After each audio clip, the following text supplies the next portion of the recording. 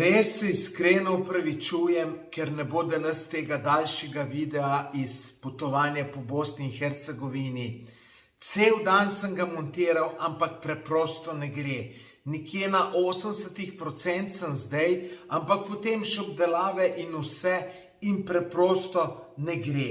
Tako da jutri pa bo sigurno ob 19:30, že danes ga bom dokončal, tako da to siguren bo. Pa če še niste naročeni na moj kanal, se prosim naročite, sam rdeč gumbek, naročite se, kliknite. Res hvala, pa še enkrat se opravičujem.